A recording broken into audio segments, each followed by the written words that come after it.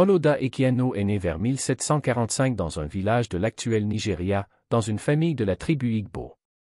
À l'âge de 11 ans, il est enlevé avec sa sœur par des trafiquants d'esclaves africains et vendu à des marchands européens.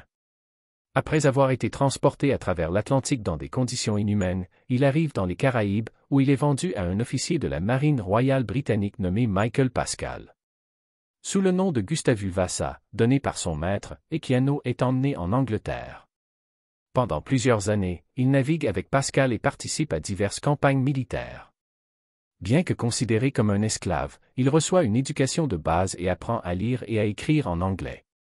Ses compétences, rares parmi les esclaves de l'époque, lui permettent d'améliorer sa position et de développer une perspective critique sur la condition des esclaves. Plus tard, Equiano est vendu à un marchand quaker du nom de Robert King. Grâce à ses talents en commerce, il parvient à économiser suffisamment d'argent pour acheter sa liberté en 1766. Devenu libre, il continue à travailler comme marin et commerçant, voyageant à travers le monde, de l'Amérique du Nord aux îles de l'Atlantique Sud et jusqu'au Moyen-Orient. Oloda Equiano vient d'obtenir sa liberté. Submergé par l'émotion, il se retrouve seul dans une pièce simple, les papiers de sa liberté à la main.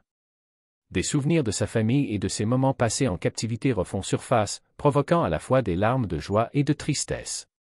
Papa, maman, ma chère sœur, où que vous soyez, sachez qu'aujourd'hui je suis libre. Après tant d'années, tant de luttes, je suis enfin libre. Soyez en paix, je vous aime. Maman, je me souviens encore de ta voix douce, des histoires que tu me racontais. Est-ce que tu savais déjà que ce bonheur serait si éphémère? Père, tu m'as appris la force, la résilience. Où que tu sois, je sais que tu me guides encore aujourd'hui. Grâce à tes conseils avisés, tu as fait de moi cet homme, où que tu sois, paix à toi cher père. Après leur enlèvement, Oloda et sa sœur sont séparés par leur ravisseur, mais un jour il rencontra par hasard une dernière fois sa sœur dans la maison où il était retenu. Je fus grandement surpris en voyant arriver dans la maison où j'étais ma chère sœur. Comme nous nous étions longtemps crus perdus l'un pour l'autre, notre joie fut inexprimable. Elle pleura en me serrant dans ses bras, et nous nous réjouîmes ensemble d'avoir été si miraculeusement réunis.